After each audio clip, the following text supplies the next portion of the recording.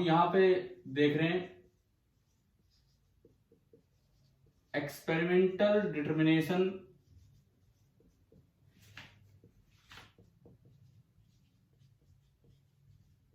Of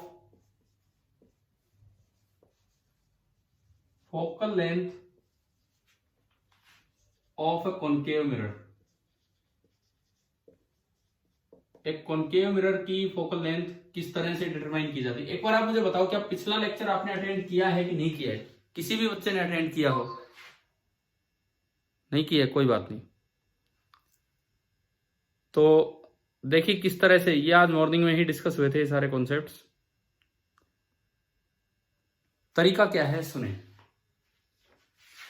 एक optical bench होती है, आप उस पे आराम से ऑब्जेक्ट और इमेज की position with respect to lens locate कर पाते हो। ऑब्जेक्ट माना मैंने कि यहां से x डिस्टेंस दूर है, और इमेज मानी मैंने यहां से y डिस्टेंस दूर है। ऑब्जेक्ट x डिस्टेंस दूर है और इमेज y डिस्टेंस दूर है, ये हमने माना।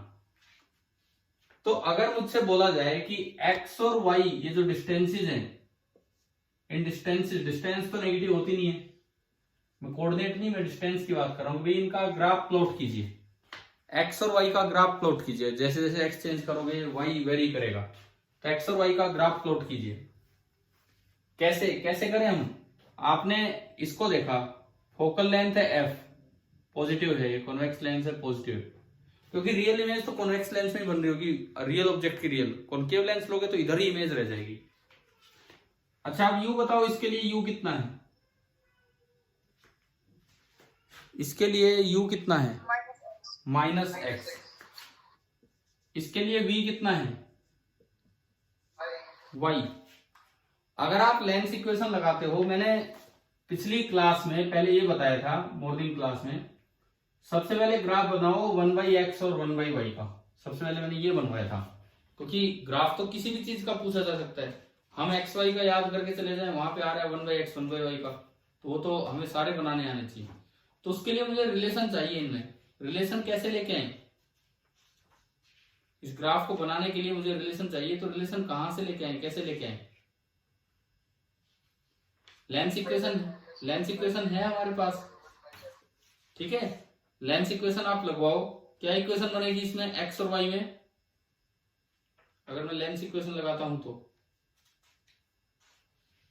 भाई 1/v लेंस इक्वेशन। दो बच्चे और आ रहे हैं एंट्री के लिए,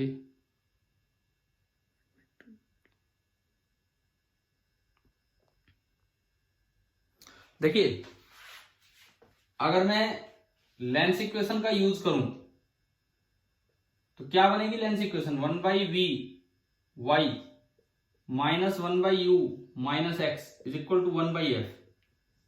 1/y plus 1/x is equal to 1/f। ये इक्वेशन कैसे बने यहां पे, मतलब इसको प्लॉट कैसे करें हम? ये पूरा आपका x एक्सिस है, ये पूरा आपका y एक्सिस है। तो आप इसका ग्राफ बताओ, स्ट्रेट लाइन होगा कि कर्व होगा? हाँ जी, इसका ग्राफ स्ट्रेट लाइन होगा या कर्व होगा? कैसा होगा इसका ग्राफ बताओ, इसको देख के बताओ, स्ट्रेट लाइन होगा कि कर्व होगा? Straight line. देखो कैसे देखना है, सुनो। आप इसको y equal to mx plus c form में देखिए, पूरा y है, 1/y हमारा y कोऑर्डिनेट है, is equal to minus of 1/x and plus 1/f। तो अगर मैं इसको कंपेयर करूं y equal to mx plus c से, तो ये पूरा y x c। अब फोकल लेंथ पॉजिटिव है, तो जो इसका y इंटरसेप्ट है वो पॉजिटिव है। स्लोप कितनी है यहां से देख के बताओ? स्लोप -1। नेगेटिव स्लोप और y इंटरसेप्ट पॉजिटिव, तो ये ग्राफ ऊपर से स्टार्ट होगा और नेगेटिव स्लोप ऐसे जाएगा, यानी कि ये ग्राफ जो आएगा ऐसा बनेगा, ठीक है। बड़े चांसेस होते हैं कि ये ग्राफिकल तरीके से पूछी जाए ये बातें, ठीक है ना। अब इसमें और क्या क्या पूछ लेते हैं वो मैं आपको बताता हूं। सबसे पहली बात, ये एंगल कितना है, ये वाला एंगल, इसकी स्लोप कितनी है? -1। इसकी स्लोप है -1। इट मीन्स ये जो बाहर वाला एंगल है, या 1 का मतलब है tan 45 डिग्री, माइनस का मतलब है कि ये थोड़ा इधर हो गया, तो बाहर वाला एंगल 135 डिग्री हो जाएगा और ये वाला एंगल 45 डिग्री। स्लोप -1 का मतलब ये है। अब ये पॉइंट क्या है और ये पॉइंट क्या है, वैल्यूज देखो। ये पॉइंट वो है जब 1/y0 है। जब 1/y0 करते हो, जब 1/y0 करते हो तो 1/x कितना निकल के आ रहा है? जब 1/y0 करते हो, हाँ, तो जब 1/y को 0 किया तो 1/x आपका निकल के आया 1/f। ठीक है। उसके बाद ये वो पॉइंट है जब 1/x 0 है, और जब 1/x 0 है तो 1/y कितना निकल के आया? 1/f। अगेन वही चीज। तो ये आपका ये वाला ग्राफ है। अच्छा, कई बार जैसे इसमें जो एक और बात पूछी जाती है कि यहां से एक स्ट्रेट लाइन बना दी, इक्वली इंक्लाइंड एंगल बाइसेक्टर पे, यूं 45 डिग्री पे एक लाइन बना दी, 45 डिग्री पे जो लाइन बने और ओरिजिन से पास हो, उसकी इक्वेशन होती है y = x। 45 डिग्री पे जो लाइन बने और ओरिजिन से पास हो तो उसकी इक्वेशन बनेगी y = mx + c। m तो 1 हो गया, tan 45 और c 0। तो ये इक्वेशन बनी y की जगह तो 1/y and is equal to 1/x। ये इस लाइन की इक्वेशन बनी। कई बार सवाल आ जाते हैं कि भाई इस जगह के कोऑर्डिनेट बताओ, इस जगह के कोऑर्डिनेट। तो आप इस ग्राफ में इसके कोऑर्डिनेट 1/f0 लिख सकते हैं, इसके कोऑर्डिनेट, ठीक है। और इसके कोऑर्डिनेट आप लिख सकते हैं 0, 1/f, है ना। ठीक है। अब देखो ये 45 डिग्री तो ये भी 45 डिग्री, 90, 90, ये कॉमन। ये बताओ क्या ये दोनों सिमिलर ट्रायंगल ना, दोनों कॉन्ग्रुएंट ट्रायंगल आपको नजर आ रही है कि नहीं? कॉन्ग्रुएंट ट्रायंगल है ना। ये ट्रायंगल और ये ट्रायंगल, मतलब आप अगर देखो तो ये साइड बाई सीपीसीटी इसके बराबर होगी। ये दोनों बराबर हैं, कॉन्ग्रुएंट ट्रायंगल्स हैं तो ये दोनों बराबर हैं। अगर ये दोनों बराबर हैं तो ये पॉइंट मिड पॉइंट होगा, ये पॉइंट मिड पॉइंट होगा। अगर ये पॉइंट मिड पॉइंट है तो मिड पॉइंट फॉर्मूला क्या होता है? दो पॉइंट्स का, दोबारा बोलो, मिड पॉइंट फॉर्मूला क्या होता है दो पॉइंट्स का? x1 + x2/2। x1 1/f + x2 0/2। तो ये कितना बना? 1/2f। सिमिलरली y कोऑर्डिनेट भी कितना हो जाएगा? सिमिलरली y कोऑर्डिनेट भी कितना हो जाएगा आपका? 1/2f। आप बताओ क्या ये समझ में आ गया? ठीक है। इसका मतलब ये एक बड़ा स्पेशल पॉइंट है, ये एक बड़ा स्पेशल पॉइंट है। This is 1/2f and this is also 1/2f। Actually पिछले लेक्चर में जो हुआ, थोड़ा सा रिपीटिशन चल रहा है, थोड़ा और एक्सप्लेन करते हो। उनको कुछ करने के लिए दिया गया था, मैं उस चीज को एक्सप्लेन कर रहा हूं यहाँ पे कि क्या है क्या नहीं। पिछले वीडियो लेक्चर के साथ लिखा गया था कि आप बताओ ये कैसे है, उसमें डिस्क्रिप्शन बॉक्स में। यहां मैं आपको पूरा समझा रहा हूं। तो अब आप ये बताओ, अगर कभी ऐसा कोई सवाल आ जाए, स्ट्रेट लाइन ग्राफ आ जाए 1/y और 1/x का, और आपको ये पॉइंट मेंशन कर रखे हो और आपसे पूछ ले इसकी फोकल लेंथ बताओ, तो क्या बता दोगे या नहीं? भाई इस ग्राफ में ये जो पॉइंट्स हैं, जो भी वैल्यू होगी उसको 1/2f से इक्वेट कर देंगे एंड वहां से आपका f कैलकुलेट हो जाएगा। आप थोड़ा सा शांति रखें और इधर देखें। देखो अपना माइक ऑफ कीजिए जिसकी तरफ से आवाज आ रही है।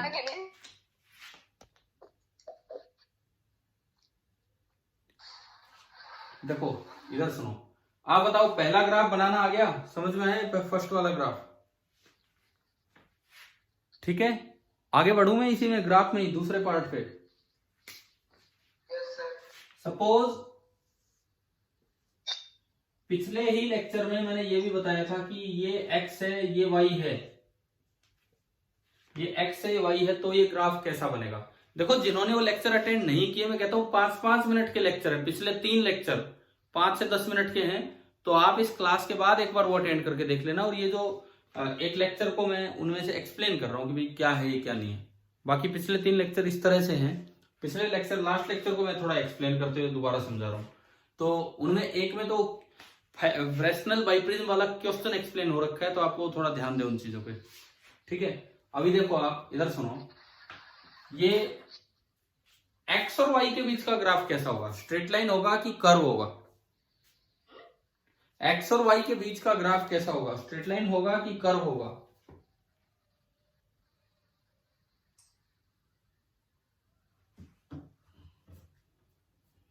बताओ। कर्व। देखो कैसी कर्व होगी वो सुनो, थोड़ा जांच पड़ताल करते हैं कि किसके बढ़ने पे कोई चीज बढ़ेगी कम होगी। भाई देखो 1/y plus 1/x is constant, क्योंकि आप x को चेंज करो, ऑब्जेक्ट को मूव कराओ, इमेज मूव होगी, लेकिन क्या इसकी फोकल लेंथ भी चेंज होगी? क्या इसकी फोकल लेंथ चेंज होगी? वहां पे नहीं होगी। ऑब्जेक्ट मूव कराओ, इमेज मूव करेगी, लेकिन ये यानी कि 1/y प्लस 1/x कॉन्स्टेंट है। तो मुझे ये पता लगा कि 1/y प्लस 1/x ये बिल्कुल कांस्टेंट है। मान लो मैं x को बढ़ाऊं, सपोज मैं ऑब्जेक्ट दूर लेके जा रहा हूं, मैं x बढ़ा रहा हूं, ये डिस्टेंस है, कोऑर्डिनेट नहीं है, डिस्टेंस है। मैंने x बढ़ाया, अगर मैं x बढ़ाता हूं तो 1/x क्या होगा? कम होगा, है ना भाई? आ रहा है ना समझ? मैंने x बढ़ाया तो 1/x कम होगा। 1/x अगर कम होगा, 1/x अगर कम होगा और सम कांस्टेंट है, 1/x तो कम होगा और सम कांस्टेंट है, तो 1/y क्या होगा? इंक्रीज। और अगर 1/y इंक्रीज कर गया तो y क्या होगा? डिक्रीज। तो कुछ इस तरह की सी कर्व जानिए कि x इंक्रीज करेगा तो y डिक्रीज करेगा, तो ये कुछ ऐसी किसी शेप में जाने हैं। x इंक्रीज करेगा तो y डिक्रीज करेगा, इस तरह से है ये वाला ग्राफ, ठीक है। XY ग्राफ ऐसा होगा। और इसमें मैं फिर से अगर वो वाली लाइन बनाऊं, एक्चुअली ये एक एक्सपेरिमेंटल मेथड है फोकल लेंथ निकालने का, लेंस की फोकल लेंथ निकालने का। ये एक एक्सपेरिमेंटल मेथड होता है कि आप ये बना लो चाहे ये बना लो, ये बनाओगे तो इससे कैसे, ये पॉइंट लाओ, उसको 1/2f से इक्वेट कर दो। और अगर आपने ये बनाया, ये फिर से वही लाइन बना दी, 45 डिग्री वाली लाइन, 45 डिग्री वाली लाइन की इक्वेशन होगी y equal to mx plus c, 0 से पास हो रही है, m1 है तो y इक्वल टू x। तो इस ग्राफ को ये कहीं कट करेगी ये लाइन, ये पॉइंट बताओ क्या होगा? सेम होगा क्योंकि y बराबर x है। तो ऊपर वाले पॉइंट में, हाँ जी जितेश सिंगल जी कुछ बोलना चाह रहे हो क्या? आपने हैंड रेज किया है, बताओ। अगर किसी को डाउट है तो बीच में पूछिए आप। अच्छा तो सुनो अब इसमें तो ये पॉइंट 1/2f एंड 1/2f है, वो ग्राफ था 1/y और 1/x का, तो यहां पे ये पॉइंट क्या होंगे? पिछले उस वीडियो लेक्चर में मैंने डायरेक्ट बता दिया था बच्चों को, और ये होमवर्क के लिए दिया हुआ है कि भाई बताओ ये पॉइंट क्या होंगे, उसके डिस्क्रिप्शन में। अब बताओ आप ये क्या होंगे पॉइंट?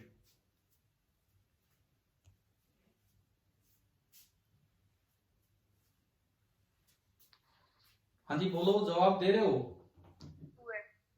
2f।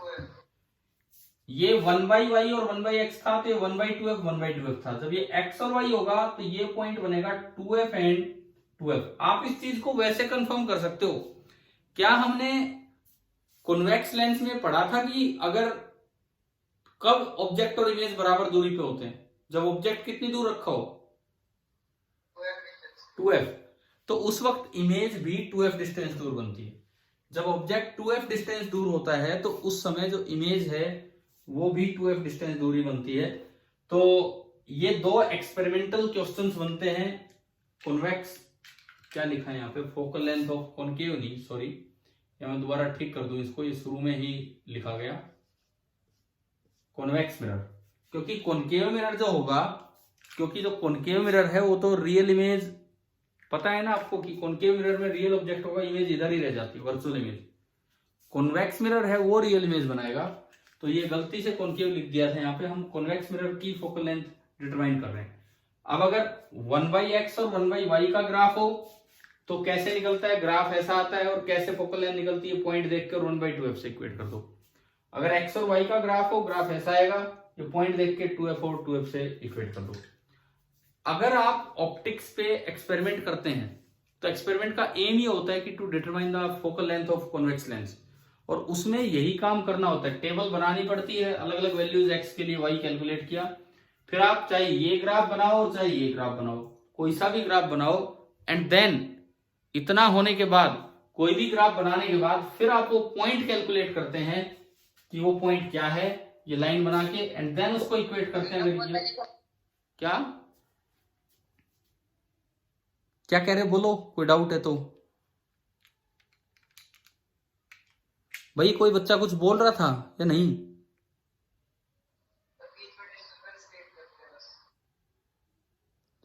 चलो ठीक है, इस तरह की बातें छोड़ो, अभी हम आगे बढ़ते हैं। अब मुझे बताओ, experimental determination of focal length of convex mirror, क्या ये सभी को समझ आ गया कि नहीं? हाँ भाई, क्लियर है, ठीक है। टेस्ट कब है आपका, कल है परसों है? परसों। ठीक है, परसों है तो बहुत अच्छी बात है, आपको पूरा एक दिन मिल रहा है रिवीजन के लिए। देखो ऐसा है कि इस बार तो सिलेबस भी काफी है, 9th का भी काफी पार्ट आ रहा है आपका, कम से कम रिवीजन जरूर करके जाना। एटलीस्ट ऑप्टिक्स में इतने, ये आपका एक अलग प्लेलिस्ट चल रही है, रीकम न्यू विजन लेक्चर्स, इसमें रिवीजन भी हो रहा है, इसमें नया विजन भी चल रहा है, बहुत कुछ चीजें हम सीखते चल रहे हैं, करीब करीब 30-40 लेक्चर इसमें हो चुके होंगे। तो एटलीस्ट ये सारे लेक्चर्स अगर आपने अपनी कॉपी बना रखी है, कॉपी बना रखी है इन चीजों की, ये जो बाद में मैं करवा रहा हूं, बाद वाले चीजों की, अरे जो बाद में आजकल जो लेक्चर्स चल रहे हैं, जैसे एक बार तुम कोर्स कर चुके, क्या ये अपने नोट करते हो कि नहीं नोटबुक में? कोई जवाब ही नहीं दे रहा। क्या ये लिखते हो या बस वैसे ही देख लेते हो? लिखते हैं। तो एटलीस्ट भाई खाली वो पीछे का ही नहीं, ये जो बाद के भी जितने टॉपिक्स हैं ये भी अपना रिवीजन करके चलना। कुछ बच्चों ने लिखा कि नो सर नहीं लिखते, फिर कैसे ये चीजें याद रहेंगी बताओ? आज ये पढ़ा दिया एक्सपेरिमेंटल डेमोन्स्ट्रेशन, कभी कोई प्रिज्म वाले काम करवा दिए, कभी कुछ बता दिया, अगर आप लिखोगे नहीं तो कैसे याद रहेंगी ये चीजें? ये सारी की सारी चीजें, देखो धीरे धीरे बच्चे कह रहे हैं कि नहीं सर नहीं लिख रहे, हम नहीं लिख रहे हो तो फिर इसका फायदा नहीं हो रहा है ना, ठीक है। ये एक एक चीज आपको नोट करनी होती है, एक एक चीज, क्योंकि आज याद रह जाएगा, बाद में नहीं रहेगा, ठीक है। हम आगे बढ़ते हैं, कुछ और चीजें डिस्कस कर लेते हैं यहाँ पे।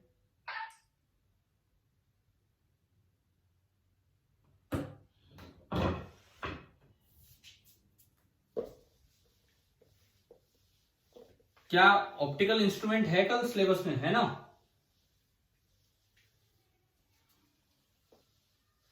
कल के टेस्ट में ऑप्टिकल इंस्ट्रूमेंट है आपके सिलेबस में कि नहीं है?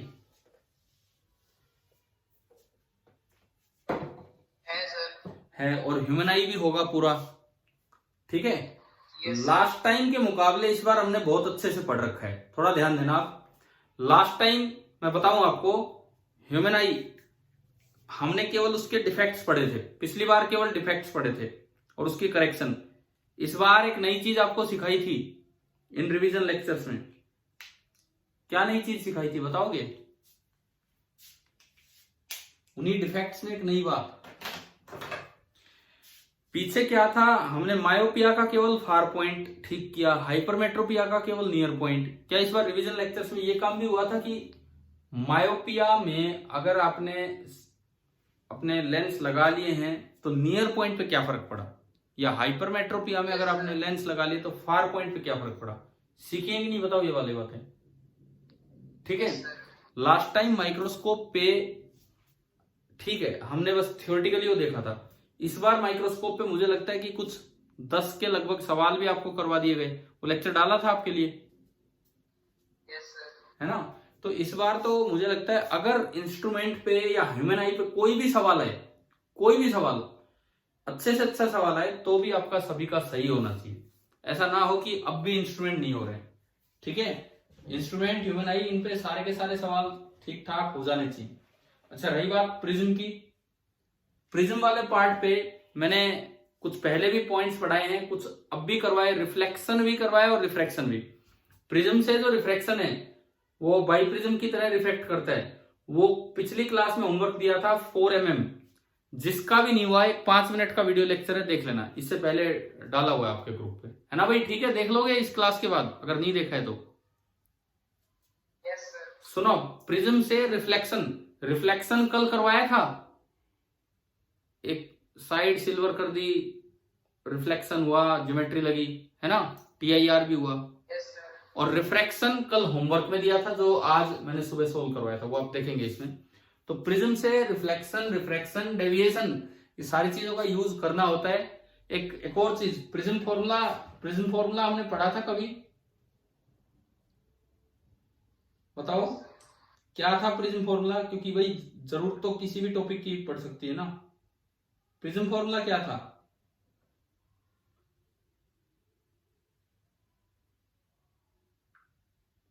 बोलो यार, मैं वेट कर रहा हूं आपका। प्रिज्म फॉर्मूला क्या था?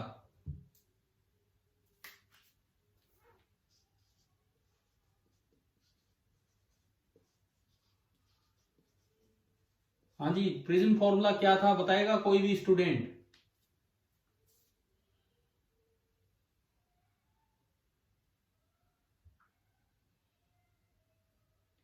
क्या था प्रिज्म फॉर्मूला? ध्यान नहीं है या पढ़ा ही नहीं है? हमने बिल्कुल ही पढ़ाया नहीं है। रिफ्रैक्टिव इंडेक्स ऑफ पढ़ा प्रिज्म रखा है सर। पढ़ा रखा है, तो बोलो फिर फॉर्मूला।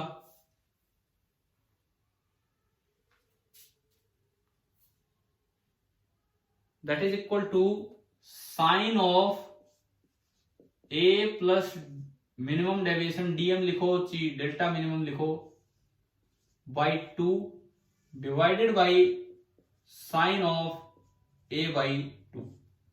बताओ क्या ये फॉर्मूला पीछे आ चुका?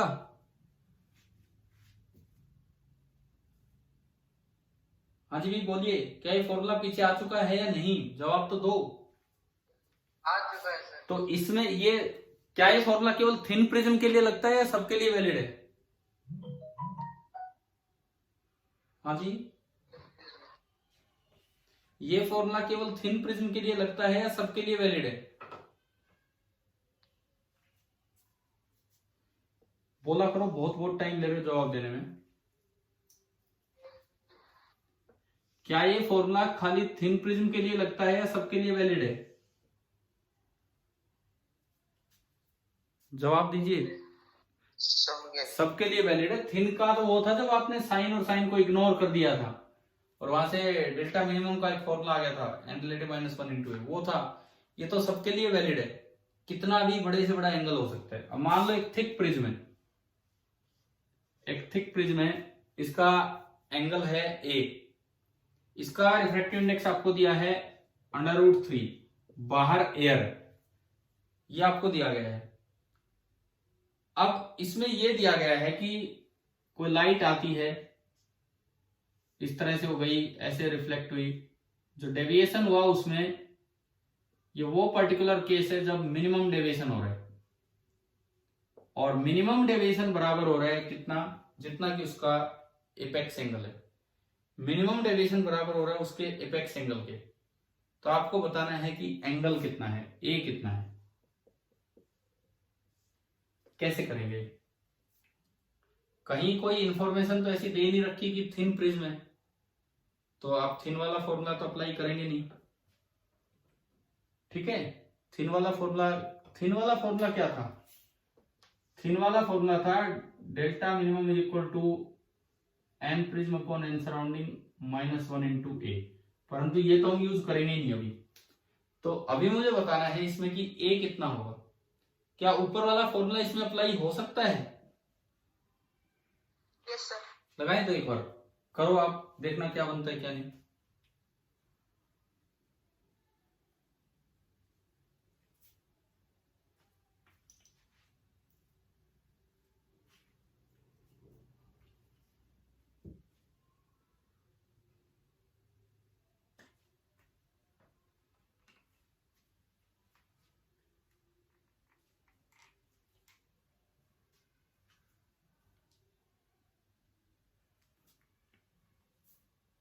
सर ए बराबर तो 60 डिग्री आ जाएगा।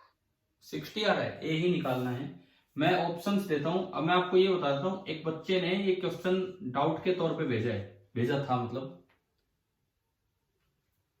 30 डिग्री, 45 डिग्री, 60 डिग्री, 75 डिग्री। एक स्टूडेंट ने डाउट के तौर पे भेजा था, वैसे उसने 2 क्वेश्चन भेजे थे, दूसरा मुझे ध्यान नहीं अभी क्या था, क्योंकि फोन तो यहाँ बिजी है आपके साथ, तो दूसरा ध्यान भी नहीं क्या था। तो एक तो ये सीधा सा था, दूसरे में पता नहीं क्या था, कुछ ध्यान नहीं आ रहा ढंग से, दिन में उन्होंने भेजा था, मैं देखता हूँ बाद में रिप्लाई कर दूंगा उन्हीं को।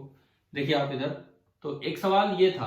अब अगर आपसे पूछा जाए कि ए बताओ, एक बच्चे का जवाब आया है 60 डिग्री, क्या सभी का 60 डिग्री आ रहा है, कुछ और आ रहा है?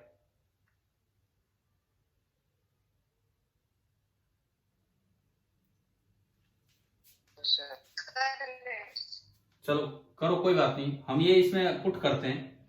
N surrounding 1 N prism root 3, तो आपकी इक्वेशन बनी under root 3 is equal to sine of A हमें निकालना है, प्लस ए, क्योंकि डेल्टा मिनिमम भी ए है, ए plus A 2a and 2a/2, यानी कि ऊपर बच गया साइन ए और नीचे बचा है साइन ऑफ a/2। अब इस इक्वेशन को सिंप्लीफाई कैसे करें, इस ट्रिग्नोमेट्रिक इक्वेशन को?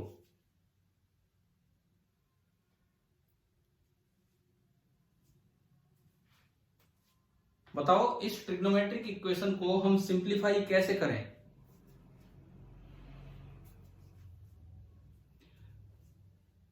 किसी भी बच्चे ने सोल्व की है क्या इक्वेशन आगे? वैल्यूज पुट करके देख। वैल्यूज पुट करके नहीं, चलो ठीक है, आपके पास 4 ऑप्शन है, वैल्यू पुट करने में भी ज्यादा टाइम वेस्ट होगा। इसको सोल्व करने का आप तरीका देखिए कि इसको सोल्व करने का तरीका क्या है। आप ये फॉर्मूला आपने पढ़ा है ट्रिग्नोमेट्री में, sine 2 theta is equal to 2 sine theta cos theta. Yes sir. Yes sir. कुछ उससे हिंट लो क्या होना चाहिए। वैल्यू तो कई बार ऐसी भी बन जाती है, तो ऐसा ऑप्शन आ जाए कोस इनवर्स साइन इनवर्स, फिर कितना कितना टाइम लगेगा। तो अगर मैं साइन ए देखूं, साइन ए, तो मैं इसको लिख सकता हूं 2 sine a/2 cos of a/2, है ना भाई, ये हम लिख सकते हैं। ये मैंने उसमें पुट किया, तो under root 3 is equal to 2 sine a/2 cos a/2 divided by sine of a/2। Sine a/2 से साइन a/2 कैंसिल, और कोस a/2 आ गया अंडर रूट 3/2। कोस a/2 आपका निकल गया अंडर रूट 3/2। 2 से 2 कटेगा या नहीं? नहीं कटेगा सर। हाँ, इसको मत काट देना, ये तो कोस के अंदर है, बाहर नहीं है। अगर हाफ कोस होता ना, हाफ कोस ए, तो आप काट देते। अच्छा, अगर कोस थीटा अंडर रूट 3/2 हो तो थीटा कितना होता है? अगर कोस थीटा अंडर रूट 3/2 हो तो थीटा कितना होता है?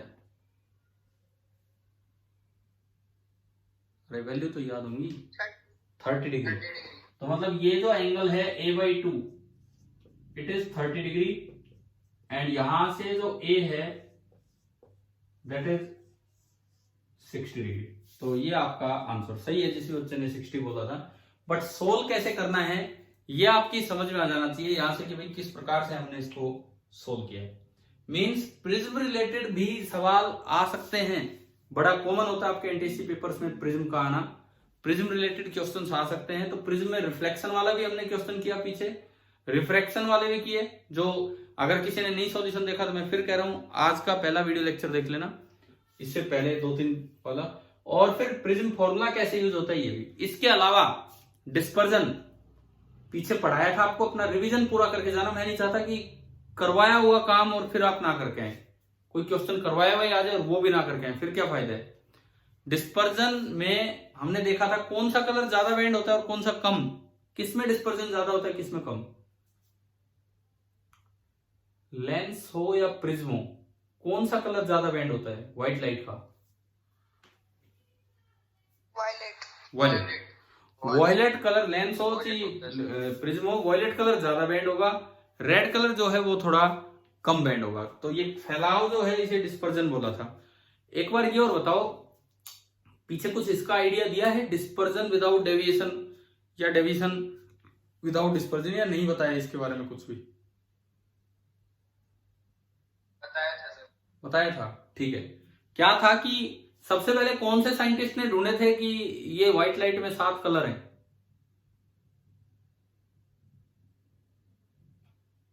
बताओ। न्यूटन। न्यूटन ने सबसे पहले पता लगाया कि व्हाइट लाइट को जब प्रिज्म से निकाला तो 7 कलर्स में वो फैल गई। उसके बाद न्यूटन ने क्या प्रयास किया था? इसके बाद न्यूटन ने उन 7 के आगे एक और प्रिज्म रख दिया। न्यूटन ने सोचा अब 14 हो जाएंगे। क्या हुए 14 की क्या हुआ? व्हाइट लाइट कम मिली। वो तो अलग अलग एक्सपेरिमेंट किए थे न्यूटन ने। न्यूटन ने जब एक आइडेंटिकल प्रिज्म उल्टा रखा, इन्वर्टेड करके रखा, तो वो उतने ही सिमट के व्हाइट लाइट में आ गए। लेकिन अगर क्राउन और फ्लिंट क्लास दो अलग अलग लेके किए तो कभी तो डेविएशन विदाउट डिस्पर्जन मिल रहा था और कभी डिस्पर्जन विदाउट डेविएशन। दोनों का मतलब पता है ना आपको, क्या है क्या नहीं? ठीक है, पता है वो है ना ये सारा।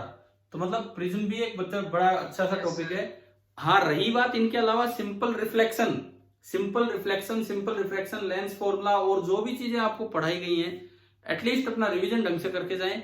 ठीक है, और ये मैं मान के चलूं कि 9th का आपने कर लिया होगा अपने आप रिवीजन, क्योंकि आधा पेपर तो वहां से आता है, आधा वहां से आता है, तो खाली इसके आधार पे तो पेपर पूरा हो नहीं पाएगा।